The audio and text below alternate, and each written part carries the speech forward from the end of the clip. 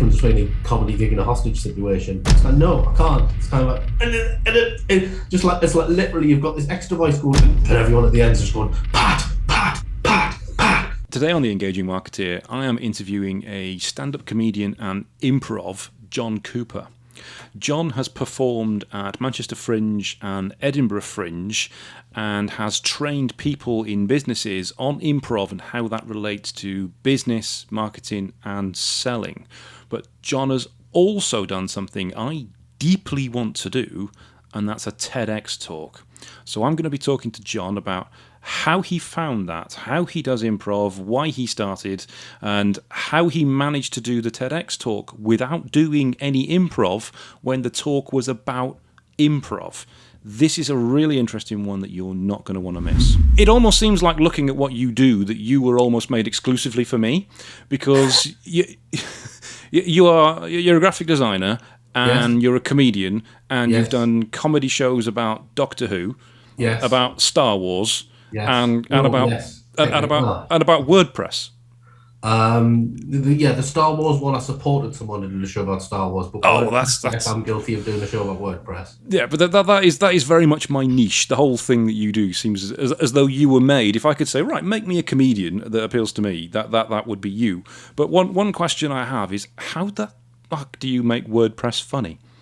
How you make WordPress funny requires dipping into a lot of metaphors about how stuff works, and that show was written for WordPress fans. You have to know how that works in order to get angry about things like the WP Bakery page builder. Oh, And exactly how you get that kind of response from people about how it's not a bakery, how it's basically just a large lump of solid bread that is very inedible and removes any kind of joy from anyone's life at all.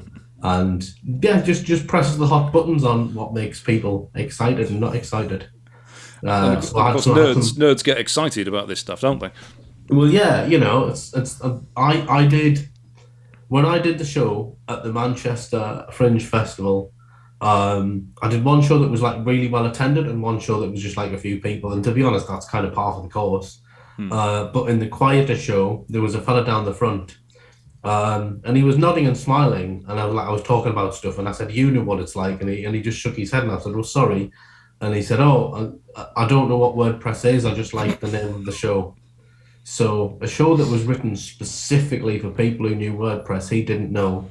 But that was made virtue of by the fact that I then had to try and explain what plugins were to him, and everyone else was getting pleasure from my pain of trying to do a 2-level show of getting angry about when plugins don't work and you have to go into the back end of PHP on my admin and change things, and this guy just glossing over and then having to come back and go, it's like, so you've got a car and the car's got an engine, there's something the engine's wrong, and like every metaphor I could possibly pull out my brain to explain to this man, and he was just chuckling away and no one cared, and I'm working my arse off trying to kind of explain. But to be honest, that was where the joy was, because it's communication, which is the thing in it. That's what it's about.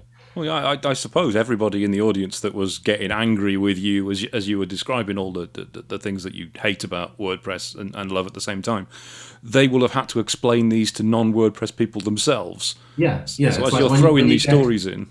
Yeah, when you get a particularly intrusive plugin that says, "Hey, I'm just a plugin, and all I do is add tabs. Install me, and you can do some tabs." And then you install it, and it's kind of like, but also install these things as well, which are kind of like tabs and a conservatory and a spoiler on the back of your car outside. And to relate that to people is effectively like a man coming to your house to do your blinds, and while he's there, he has invited other people into your house to do the work that you haven't actually asked them to do. That's what WordPress does. It's like, if you don't know if you don't vet your plugins like your door-to-door salesman, then you will get more people in your house than you asked for, and they will be eating your biscuits before you've turned around. I feel I need to see this show. I presume as well you've done something on this plugin works absolutely fine, and this plugin works absolutely fine. But when you use the two of them together, your back door falls down, or something along those lines. Yeah, basically that kind of stuff, Yeah. you know. And then I kind of like draw parallels between that and just the programming stuff about like if then statements and when you have stuff that goes wrong in your life and how you can fix it. It's kind of have you got the right plugins in your brain to help you get from A to B and that kind of stuff. So there's a human element too, but I'll not dip into that because it's like you have to kind of see the show to go full. Because the theme of the show is historical. It starts in 2010 and actually goes up to 2020 because all of the WordPress made themes are actually named after the years. Of course, yes, they are. Yeah. So it's like it's what's going on in my life over this decade versus the development of WordPress into Gutenberg blocks. So there's some clever stuff going on under the hood, but that's not in the service of the gags. The gags come first, and then I mention the other stuff underneath, like when this theme came out. Is this a show that you're still performing, or you perform again? It's not because it takes quite a while to. The original intent was to take it to the WordPress conferences because you have the big gatherings of WordPress people and kind of go and do it in the same way that when I supported One Man Star Wars, the guy who did the One Man Star Wars show would go and do it in Edinburgh, but he would also have good traction by going and taking that show to a convention, obviously, because he's taken a show to the fans where the people are. So you would basically go to a WordPress annual city, like the Birmingham WordPress Expo, whatever it's called, and do that WordPress comedy show there. Because it's kind of like, is a WordPress event going to have evening entertainment? Probably not. Probably not. So, so you've got like a niche ticket to an event and a potentially solid audience built in. So that's the key, and that's not. There's nothing clever about that. That's just kind of going.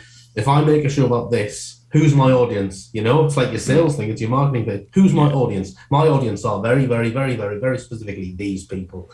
How do I do a show? If I do a show, yes, I can. I think that's funny. But then, because you could go, well, who would the audience be for that? That's too niche. But you've got to know that community and know that community run events and those events have audiences and those events are well attended. Then you've got something you can take and put in that space. Same for Doctor Who. Pal of mine, Toby, who years ago did Moths Ate My Doctor Who scarf. When Doctor Who came back, he did that show and it was a wonderful show. It was really funny, and he was in the right place at the right time to do that because the fans were baked in. So. I'm wittering now. No. I find it fascinating. I'd love to have seen that performance of the WordPress comedy at a WordPress event. I think that this is something they would never have seen before or even thought was possible. Well, yeah, it's I guess it's anything, but there's what is it? It's constraints beget creativity. When you give yourself a really tight area. And enough in that area, there's as opposed to kind of sitting with a blank bit of paper and say, oh, I need to write some jokes. What shall I write them about? Anything is just too broad for you to get going on it. But it's like I'd never thought about doing comedy about WordPress, but it's like then it's fertile ground, isn't it? Because it's kind of like who's not been there before.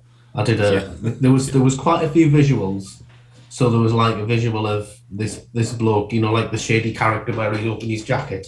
It's like he opens his jacket and you see inside and it's all the dodgy stuff he's selling, and it was just like plugins on the inside of his jacket that he was selling. And then I did a picture of a Gutenberg block wrestling Jacob Nielsen to the ground, who was like an old school usability expert from the 90s. And it's like if you don't know the references, it's absolutely fine. It's just one of those things. And of course, you obviously do the illustrations yourself because you're an illustrator as well.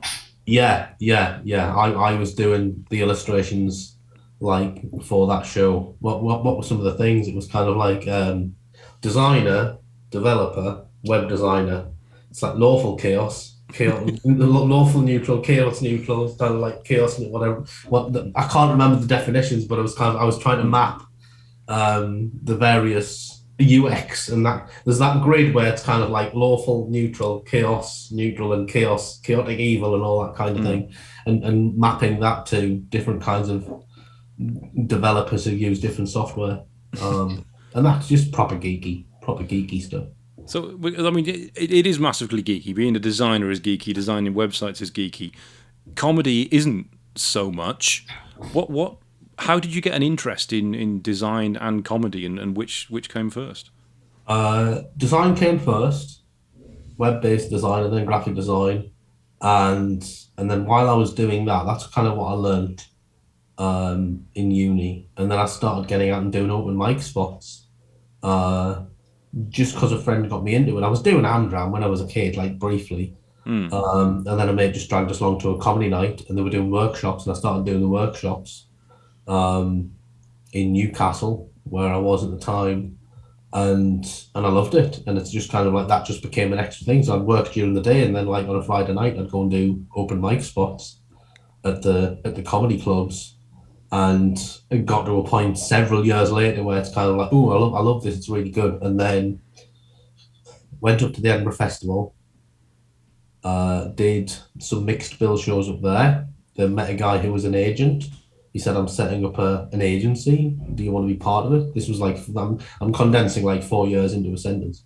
And I said, yes, brilliant. So I got a job, relocated through the career route of, if I need to get to Manchester to start doing stand-up regularly at these stand-up clubs, because Manchester then was blossoming. We're talking like 2002, 2003. Yeah. It was like a real kind of renaissance in the comedy scene in Manchester. Lots of people coming to Manchester to do comedy. There was like 6 people from my neck of the woods, Newcastle, all like migrated to Manchester, and they were all just suddenly popping up at the Frog and Bucket on stage every week. And I got to be kind of one of them for a while. But I got a design job just to relocate, and I managed to kind of convince the boss to reduce my hours so that I could go out and do more. Then went and did an Edinburgh solo show, and after that just went freelance. And I think there was a point where I was going to go, shall I go fully stand-up at this point? And I didn't take the risk to go fully into stand-up. I always thought, don't have all your eggs in one basket. So I kept freelance design during the day, and then literally had like a 3 o'clock turn off session. It's like 3 o'clock, it's like no more design. And then from then on, it was like writing and performing. So just, and that just became a practical solution to having lots of, it's kind of bread and butter at both ends. There's an old school phrase that it took us years to get rid of, which was jack of all trades and master of none, which I think is a northeast term. And someone recently corrected us and said it's not about not being good at any one thing. It's not about mastery of one skill, which I used to think it was. I used to think it was a criticism that you couldn't master one skill. But my modern interpretation is that jack of all trades and master of none doesn't really mean anything now, because everything is about skill stacking. It's about having certainly post-pandemic, the idea of having one specific skill that you only focus on is not going to help you in the long term. You've got to have more than one skill set, so that if one suddenly gets massively compromised, you have another one to fall into. Yeah, so I've heard that exact same thing as well, actually. That it was always a negative, wasn't it? That you weren't good at any one thing. You're just able to do everything adequately. Yeah. I've heard that's flipped around now. That no, actually, it's a good thing that you can do more because you're diversifying. You're absolutely spreading the risk. And if you're able to then connect those things and find where the value is that connects this thing over here to that thing over there, comedy show about WordPress. If you can connect those two things and put them together, then you've got potentially a new thing, or you've got a different way of attacking that particular subject. Stand-up comedy taught me how to do good client meetings, because after time of being kind of chatty and comfortable and getting on stage and doing stuff when I was a freelancer, if I hadn't done the comedy, I think I would have been a very geeky, awkward person to go out and try and, get work off people design-wise. Yeah. Because the engagement, the level of engagement probably wouldn't have been there, if that makes sense. Oh, absolutely. I mean, I think I mentioned to you when I spoke to you before that I've done a stand-up comedy course. Yes. to do a charity event where I listeners, I performed comedy and I won the event. I am a Liverpool Comedy Festival winner. I don't know if I've mentioned that. But I found it massively useful in terms of presenting, pitching, selling, doing one-to-one meetings, because the skills in comedy I found very, very similar to the Yeah. skills in sales. Is Yeah. that something that you agree with? And what sort of skills I would you say? absolutely agree with that. I absolutely agree with that. The ability to be comfortable and confident and have a little bit of resilience, because sales is about rejection and comedy is about rejection. And it's about being able to kind of pitch. And you're not talking about kind of salesy sales. Like, yeah, I'll tell you something that's funny and laugh because it's a really good joke. Right. Anyway, this is the thing. I'll sell you something that's really good and I'll sell you this. It's not about that kind of like cheesy, kind of like bulletproof, macho, toxic, ego, salesy, I'm the best thing since sliced bread and you'll listen to me. It's kind of like that's never the way I've approached it. And I'm not really comfortable with that approach. One of the big eye openers for me, that a lot of the comedy I do comes in through improv. And that's the good thing. And I'm a big evangelist about the improv method of let the funny come to you. Um, there was a book that I read. I've been doing improv as long as I've been doing stand up, and that's group work. And when I was learning how to sell and I was brushing up my skills, there's a book by Dan Pink called To Sell Is Human. And he really busts the mythology of the old school door to door salesman knocking on doors and kind of like, talking something up versus social selling, which is what everyone does now. If you're on Facebook or Instagram and you're talking about your life, you're into social sales. It's just people are selling themselves more. I've done a lot of reading on it, the kind of the confidence, but you can also, because you can be like an ambivert where you can be introverted and still comfortably talk about your work. And if you get excited about it, then you can get people engaged and come to you about the stuff that you do. Um, Oh crikey, I'm waffling now. Dan Pink's book, he gets halfway through and towards the end, he talks about going to an improv class. And he goes to the improv class to learn about sales, to learn about marketing, because that is about two people getting up and talking, communicating, and getting on the same wavelength and getting on the same levels. And he's basically talking about it's not a one-way street. It's not, this is what I do and I'm going to sell it to you. I'm going to listen. I'm going to listen to what you want. I'm going to have a conversation. I'm going to be quite comfortable about what I do. And then I'm just going to listen for an opportunity. And when there's an opportunity, oh, are you looking for this? As it happens, this is something that I can do. Can I tell you about it? And then you just bat it back. So you're not actually telling them about it yet. You're waiting for another yes. And it's like, if you get a yes, okay, well, then this is the thing. And then they are coming to you. And then you're supplying a demand as opposed to kind of pushing stuff at people. And improv is very much about the to and fro of the interaction to increase the engagement. And the more you listen to what people want, the more you're able to understand it. And then it's the old school marketing thing to say about building a relationship. It's kind of know someone like that person and then become to trust that person. And you do that on stage when you do improv. You have to get to know them and like them and then trust them in order to perform with them. Yeah. And that can be done in the context of a client meet. I always use a little joke here and there in a client meeting just to kind of go, hey, look, I'm a human being. You can actually talk to me about stuff. And if you don't like what I've got and you don't like this pitch, you can just say, I don't like that. And I'll be okay with it. And it's kind of, okay, I'm sorry. Maybe I'm not the right fit, or we can look at something else. And, yes, I want the sale and I want to close it. I absolutely do. But I'm not going to kind of say, you need this, you need to do this, you need to kind of have this, and I'm going to sell it at you. I think it's very much about the soft skills, just bringing it back around to what you're saying. The stand-up comedy and those skills, the soft skills of this. Are the audience laughing at you? Yes. Okay. Permission to continue. Are they not laughing at you? Okay. There's something that you're not quite doing. And usually it's when audiences aren't laughing, it's because the comedian isn't listening and they're not engaging the room. Yeah, that's the key, isn't it? Because when we did the comedy training, which I would have happily paid for, because I think it was that good, I'd have happily paid for that. And I recommend any business owner, certainly somebody that has to sell their services, do this because it is so worth doing. All of the training was improv. Yeah. And it was improving the thinking and the listening skills and reacting to what people are saying, which is sales. So when you're on a stage, you have to know what your audience wants.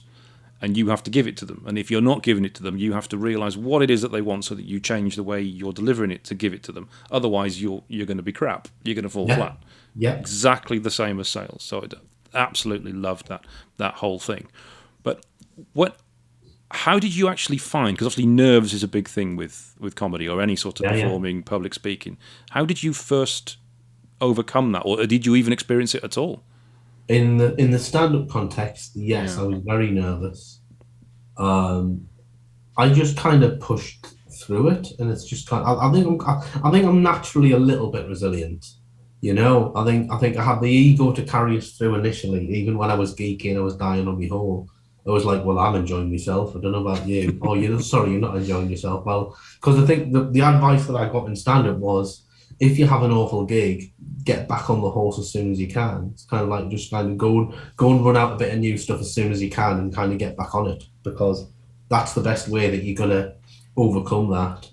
And then like years later, smart folks like Sarah Millican came along with things like called the 11 o'clock rule. If you have an awful gig, you're allowed to beat yourself up until 11 o'clock the next morning and then hit a reset button. If you have an amazing gig, you're allowed to big yourself up and pat yourself on the back until 11 o'clock the next morning, and then you have to hit the reset button. And that's good. And I mean, now we have open conversations about like mental health. And back when I started stand-up comedy, we did not have that, So you'd kind of like, you could die on your hole and go away and have a think about it and feel generally rubbish for quite a while. But the payoff of the buzz when you do a really good gig, there's nothing like that. There's nothing, comedy is a drug. It's you get on stage and you matter for 20 minutes. What you do is you are the focal point of the room. You are the attention point of the room. You have those people in the palm of your hand, and that is intoxicating. The adrenaline and the endorphins that fire off the back of that, there's nothing else like it. And when you're doing it at a really high level, I think the highest audiences I've had are like 600, 700 people when I've been doing support. And you come off and you are literally Jimmy Big Bollocks, like the rest of the day, because it's so overwhelmingly powerful. But you've got to kind of temper that, I think. So I did get very nervous. And I think, now that I'm talking about it, there was a certain level of, when I started doing graphic design and the illustration work, I had my final exhibition show at university, and I stood there next to the work and kind of like, well, I can talk about it, but look at the work. Look at the work. Here's the work. Look at it. Like deflecting from myself. And I think it was almost a bit of that mentality when I would go on stage, I would do my stuff, and then I would come off, and it's kind of like judge the work. So there was also a kind of slight filter of, not look at me and listen to me, which obviously was a thing, but was like the work and the jokes are the things that you're presenting. So that's the product. So it's like judge the product, and I'll remove myself slightly from it, as opposed to kind of be it, because if it doesn't work, that's when you're going to kind of get the ego damage and the hurt and the negative feelings. So is this a good joke? Is that good material? You're criticizing something you've created that's sitting outside of you slightly. I think that can be a healthy approach to it. Do you know that brought back memories then? Because I went to film school. Before that, I did a diploma in art, and we had an art show just like you've described. And I had a fair amount of art on the wall, and I had some 3D sculptures as well that were created.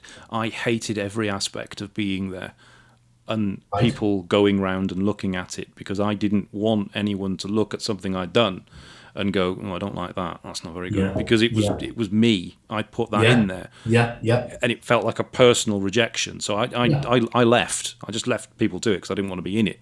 Yet when I did stand-up comedy, and I've only done it once, I've only got one experience to draw on.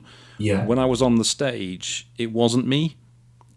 I was kind of playing a character, an exaggerated character. A lot of the things I was saying, I wouldn't normally say if I was having a conversation with somebody, because it's an exaggerated belief.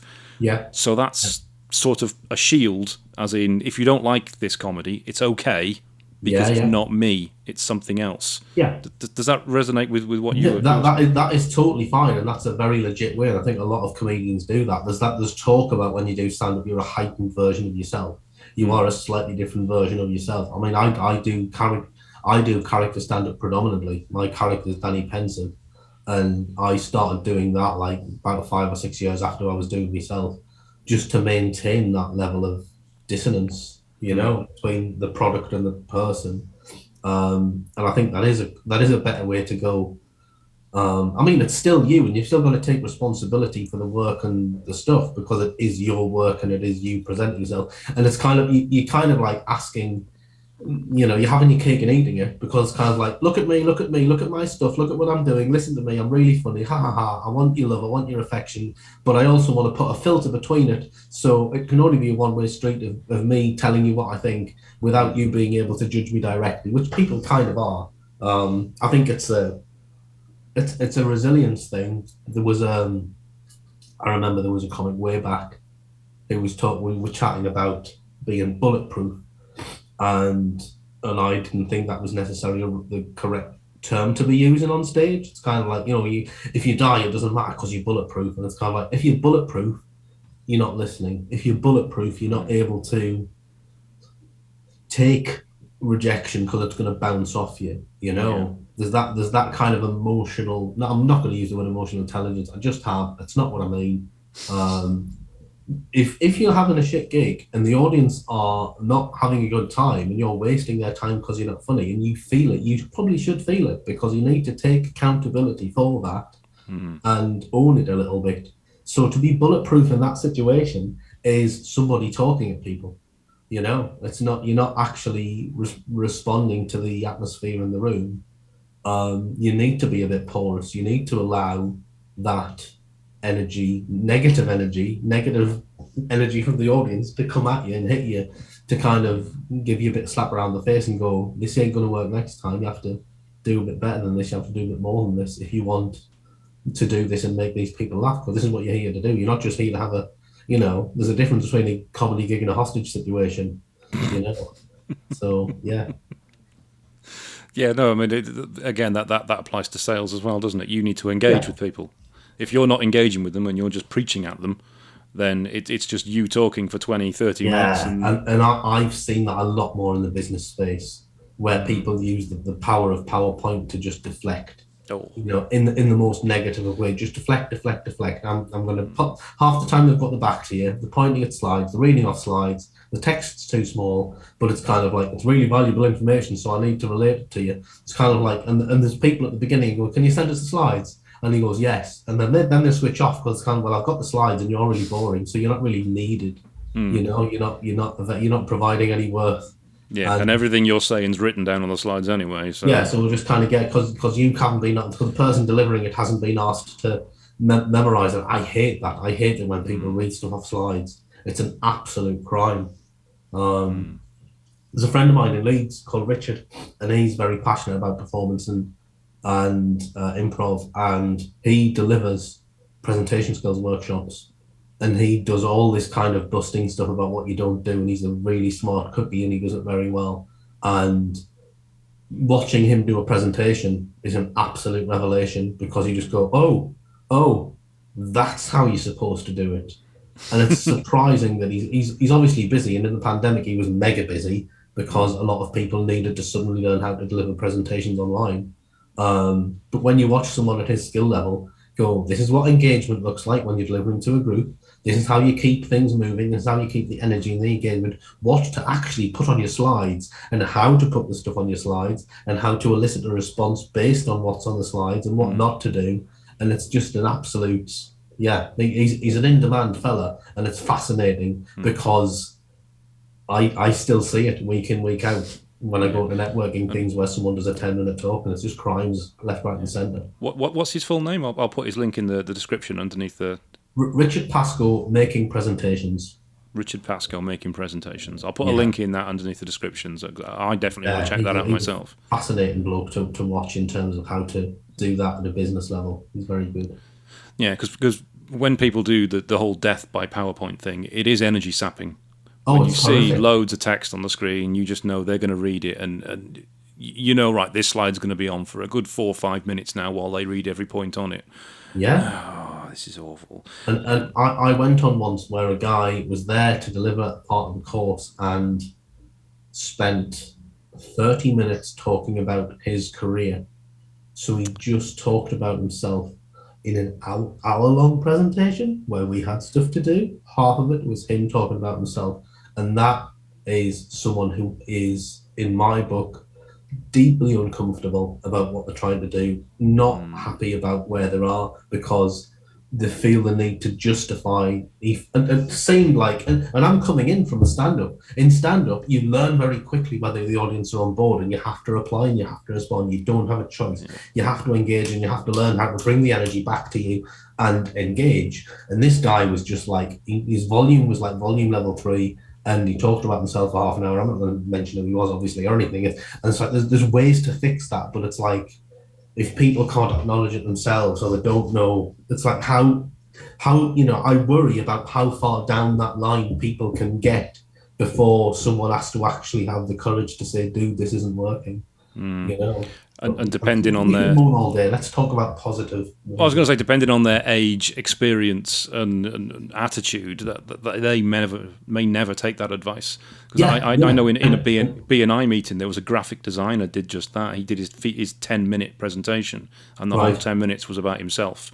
Right. And by the time he'd finished the 10 minutes, he hadn't even got up to, I think it was the 1980s, because he was just going through his whole life. Yeah. Why? I've seen that. I've seen that in a few of those meetings as well. And when you've got a 10-minute talk in 8 minutes, you just talked about, and I hate to say this, I don't want this to turn into a bitching session. It's like, why not? It's the theme of the podcast. Let's go for it. I know. Well, it's because when you have to make a connection with people. You have to make a connection with people, and people don't know you, and you're in a business meeting, and you have to give a presentation. It's natural and good advice to say to somebody, tell people about yourself first, and then tell them about the work that you do. And it's a very easy and completely understandable trap to fall into. You talk about yourself, you talk about your kids and your family because you love them and you can talk about them forever very comfortably. It's an easy go-to and understandable when people are feeling nervous in front of an audience. I'm going to talk about my family and my kids, and then they've got energy and they've got passion and it all comes out. Unfortunately, it's not relevant to their audience. No. As harsh as that may sound, it's not relevant. And it's exactly what you're saying. It's exactly what you're saying. To talk about themselves, because to then talk about the work, that's a bit harder, because that's when you've got to actually find your metaphors. And if you work in stuff like law, or, it's like, hey, I work in employment law. How can I make that as interesting as talking about the kids? I don't know if I can't. Well, that's where the work is, and that's where the graft is. Tell us the stories. That's where you get into the storytelling territory. Yeah. It's kind of tell us a story about an employment law case where you helped somebody out and like what crap they were in and how you got them out of it. And that's a story about you that's related to the work. And when you see a good 10-minute talk, that's what people generally do. They tell a good story about how they got from A to B. But I totally relate to what you're saying about the big problem. I think is, I don't want to turn this into a pitch fest about B&I, because obviously, you've been in B&I. I don't know if you still are. Yeah, I was. Yeah, now I'm dotting around various other networking opportunities at the minute. B&I has training on how to do a 10-minute presentation, and one of the things they give you is a structure for a 10 minutes, and it starts with tell everybody about yourself and your hobbies and your family, which is completely the wrong way to do it. And it trains people to do that. So we will go into that any further. The one thing that you've done recently that I'm very interested in is the TedX Talk. Yes. How did you get involved with that? How did you get on that process? I did TEDx Warrington in July, and this TEDx was supposed to take place in 2019, but then obviously it couldn't because of reasons. Reasons we can't think of right now. Something. The Pando. So I applied for it then to do a talk on improv and the benefits of improv. Heard nothing, and then it just got cancelled. And then it came around again, and I spotted on LinkedIn wonderful person called Kirsty, who does lots of networking stuff in Warrington, and she got the license to run it in Warrington. And I applied again. I didn't apply again, correct me. I was going to and didn't get round to it because I was going to re-record my video because obviously my talk had changed slightly because of stuff that had happened during the pandemic and the way I thought about improv to adapt because I adapted a lot during the pandemic. And I think a few people, when you're going to give a talk, a lot of people now who give talks will relate to adapting through the pandemic, and that became the theme of the TEDx that ran this year. And she just nudged me out the blue on LinkedIn and just said, oh, do you want to resubmit your talk? And it's kind of like, okay, yeah, I'll resubmit. So I did and didn't get through, which I was a bit sad about. And then apparently someone dropped out. So like 2 weeks later, it's kind of like, you're on board. But even then, you're not on board because you have to go through the TEDx program, which is the speakers program, because all they've done is heard your idea. And my idea was how improv can help you just not improve in terms of comedy, but kind of it's called like improv for life, and it's all about how improv can help you. Like I'm saying, with soft skills communications for work and for business and for not just for comedy, not just for being silly, but actually practically as well. Yeah. And yeah, so I went on the speakers program, and everyone's at different levels. And the first few versions of my talk were all over the shop. So I had a wonderful talking coach called Catherine Sandland, and she gave us a few good pointers about how to clarify my message. And then gradually they kind of confirmed who the speakers were for the day. But yeah, I just submitted as on an outside chance, but it was a fascinating, I feel really honoured to have been picked for that inaugural event. And there's no secret sauce other than I have the idea, I pitched it, and I managed to be one of the 10 people who got through, How did it vary doing a talk on a TEDx stage to doing improv or stand-up comedy? Massively different. It was a challenge. It was a really big challenge because I am, as much as I'm a stand-up comic, I'm predominantly an improviser now. So a lot of the stuff I do is made up, and that was a script, and the script kept changing, and I had to get the script in my head, and then that had to be printed out and given to someone who would be a prompter on the day, and that script also gets sent to the TEDx offices to approve.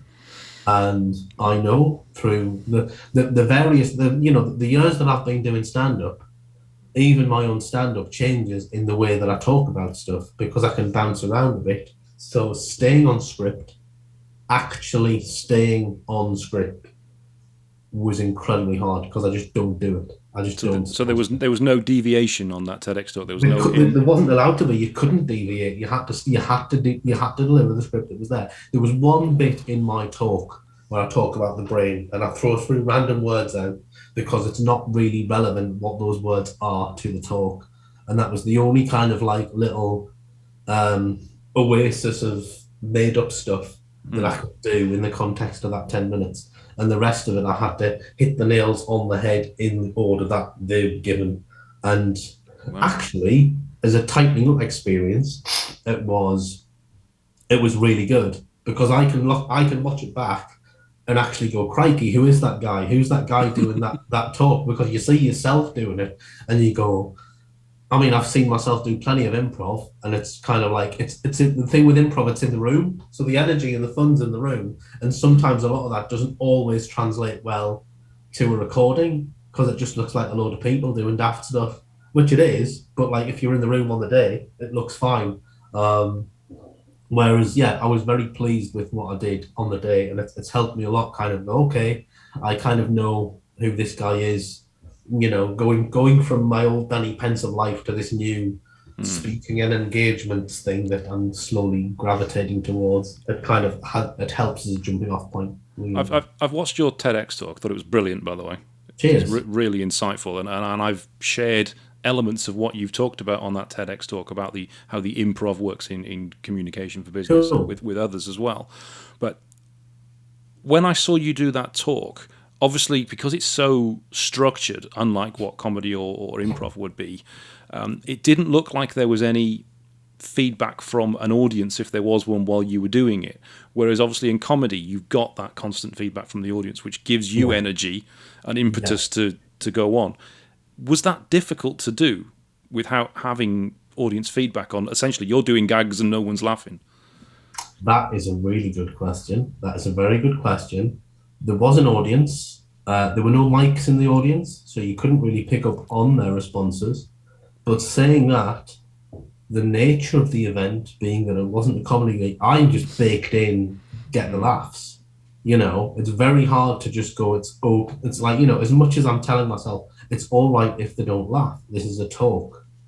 But it's kind of like the lack of laughs is, big red flag, failure, not laughing, not engaging. It's kind of like muscle memory of the fear of you're not doing, there's something you're not doing right because you're not getting the response that you've been getting for years.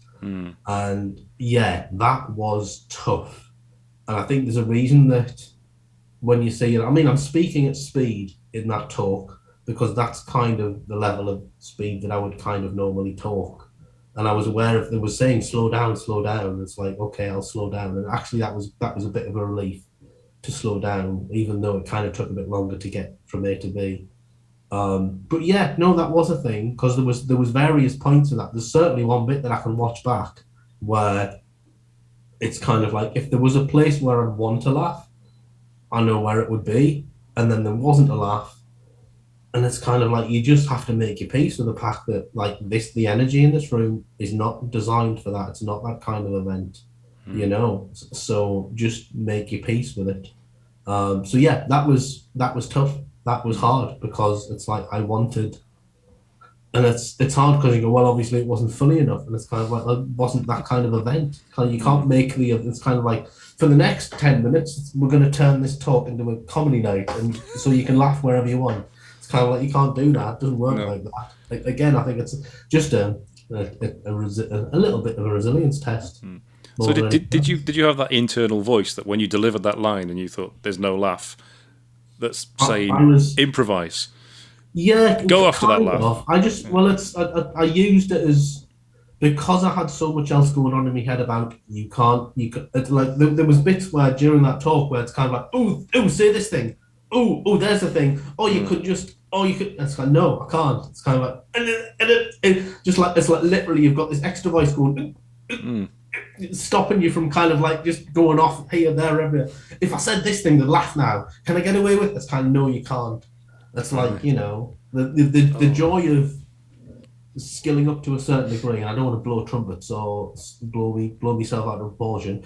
If when you get so good at improv and you work on the muscle regularly, you can almost have like a little backseat driver. It's kind of like, right, I'm going to do this bit, and then you've got the other voice telling you it's kind of like this is the bit that's actually coming out your mouth now, and this is the bit that's coming on in your brain that's coming up.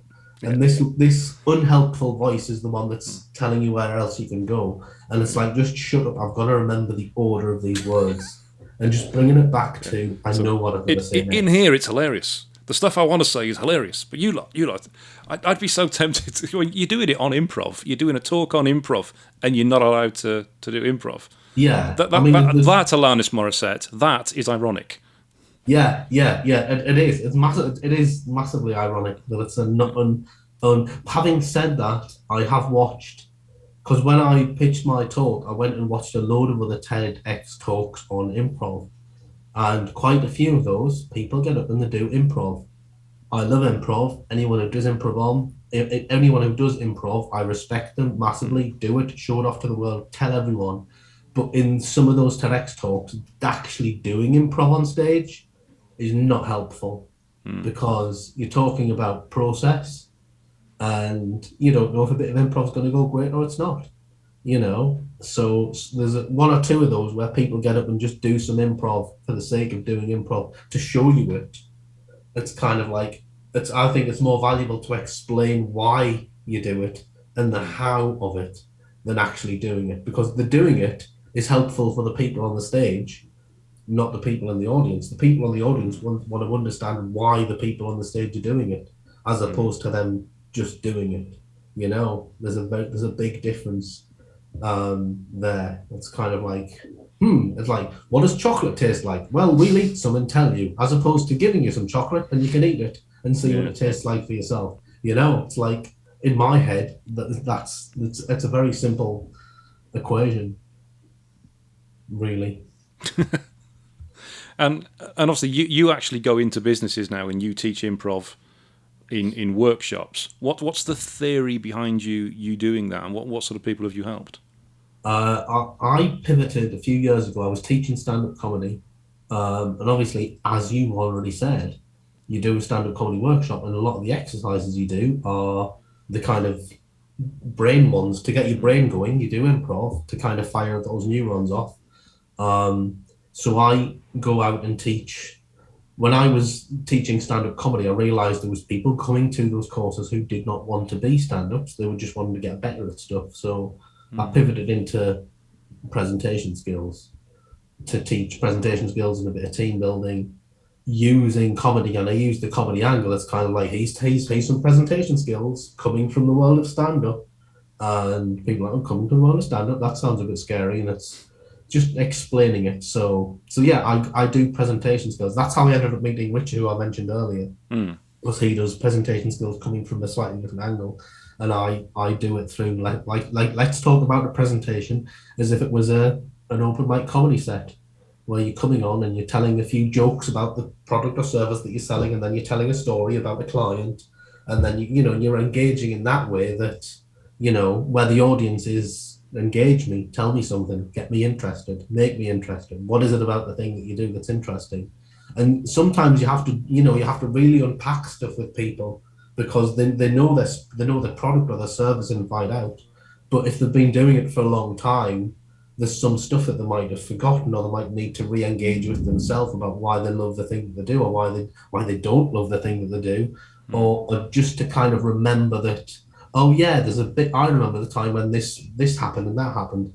And sometimes it's a negative story, and it's kind of like a negative story can be good if it's got a positive ending, because people actually like to hear about how people got pushed through the ringer. And then eventually at the 11th hour, Jim got a number 27 spanner and a number 22 socket, put them both together and fixed it just like that. And since then, that's how we've done boilers. And it's like, that kind of story is, you're hearing the adversity. And I think some companies can be resistant to telling the stories of adversity because it's not success. But people just don't want to hear about you being constantly success.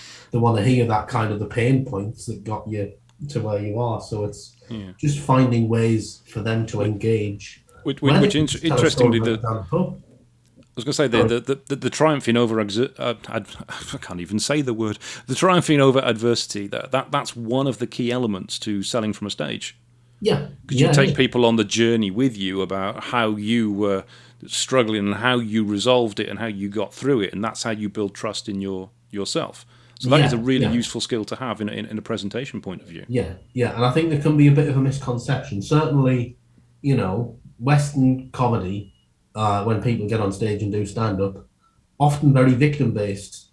Someone suffered. It's kind of, we're going to have a joke at somebody's expense, and kind of workplace humor can be very much, let's have a joke at somebody's expense. But when you tell a story of suffering with a positive outcome, or you look for it, or you put humor into that and find the positive way out, it's kind of like reinforcing and collaborative, and that when you find the way in to whatever happened, that's what we often look at in like the storytelling element of a workshop. We look at the story from various different angles, because where there's a victim, there's usually a hero. And if we can find the hero and what they came up with, then it's kind of, we don't focus on what went horribly wrong.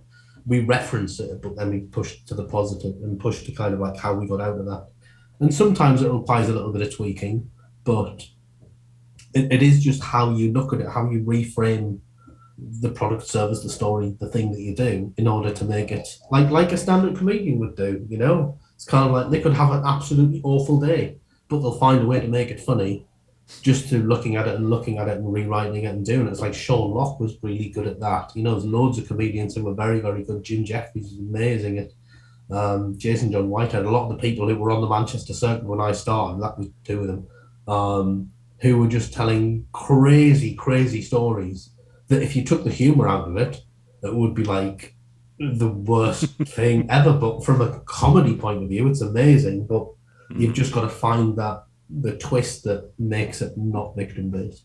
Yeah, and when you go into organisations and do this, presumably you're brought in by somebody running the organisation. How receptive are people in there if they don't necessarily know what's going to happen? They're usually pretty good. I mean, often you'll have someone who's a fan on the inside. They've seen comedy or they've done some improv or something like that. I network like Billy O, really. I do a lot of networking to get out there and be seen to be doing. And the TED Talk we did recently has helped quite a lot because I think it's important to not just go, I do this, but say why I do this. And kind of here's the evidence of why I do this, and have people find you. And that comes back to that social selling thing we were saying earlier.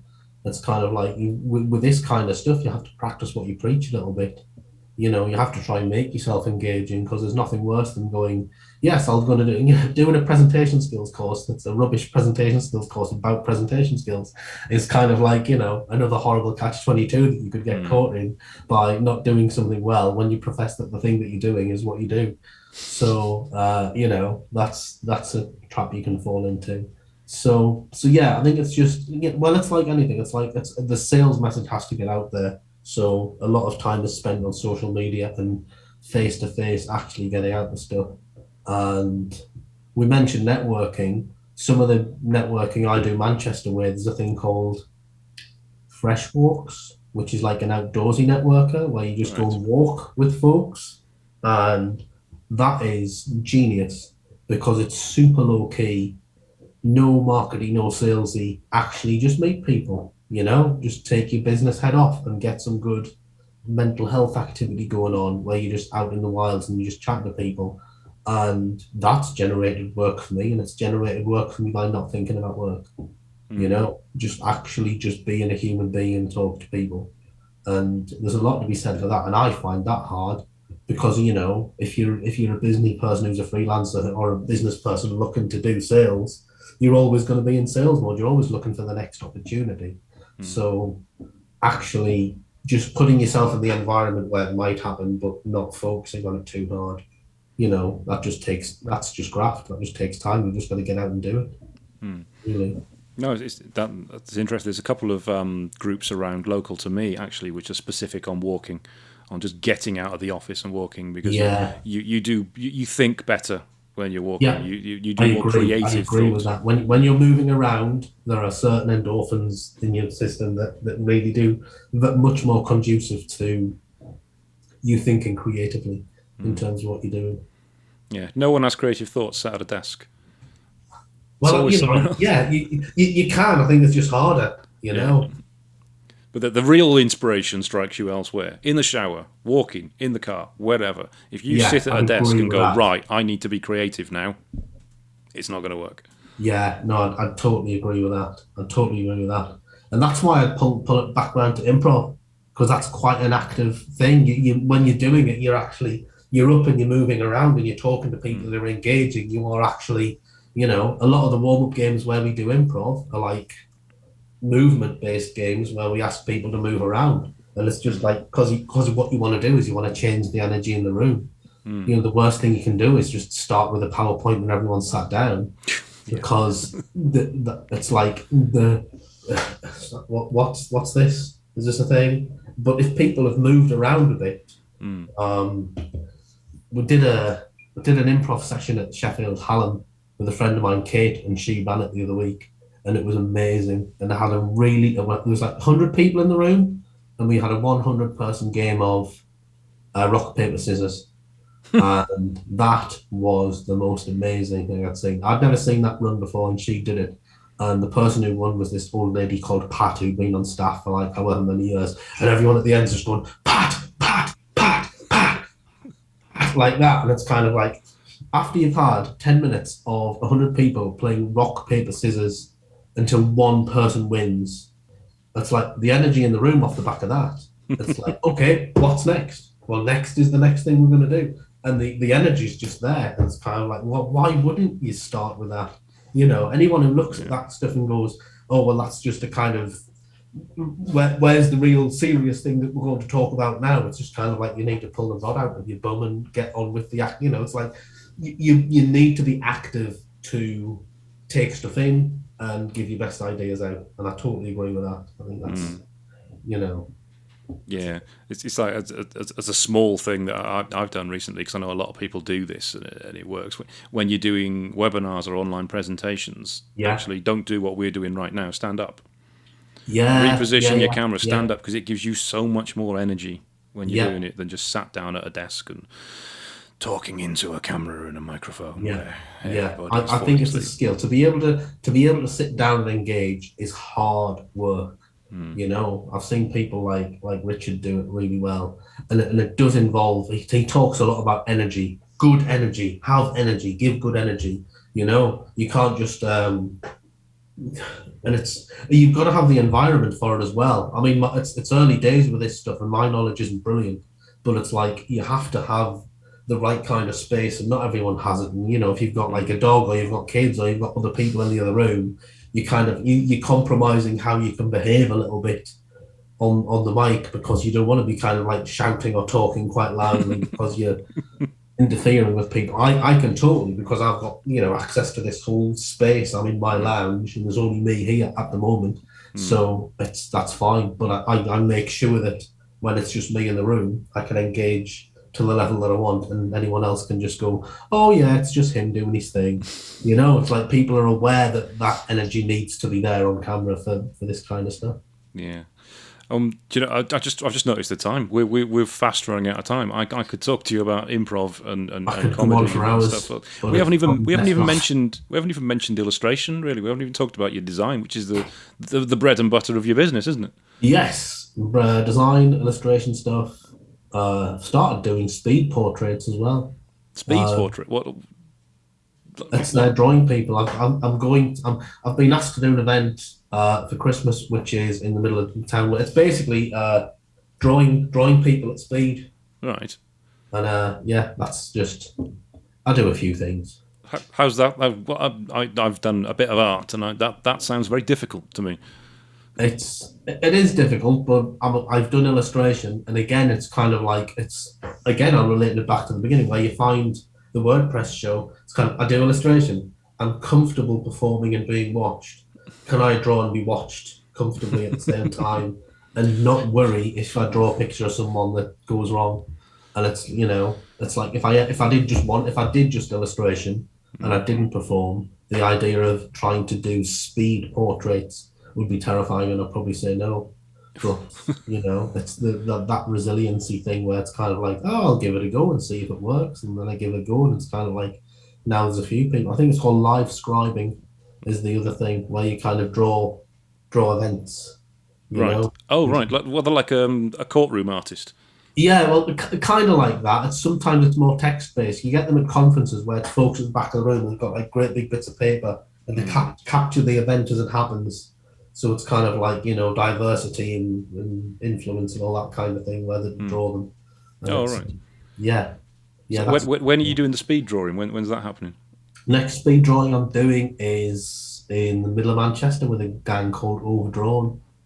And that's fun, and it's good because it's what it does is help me promote my illustration work, because it's very kind of Instagrammy, because it's a live event, so people will come along, you can draw them, and they'll Instagram them, and you Instagram them, and everyone's Instaing everybody else, so you get this kind of little flurry of stuff.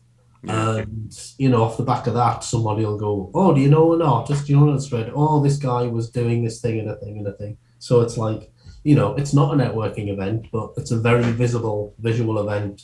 It's a marketing exercise as much It's as it is a drawing it's social exercise. selling again. The ultimate in That's online exactly social that. selling. That is exactly what it is. That's Yeah. exactly what it is. Brilliant.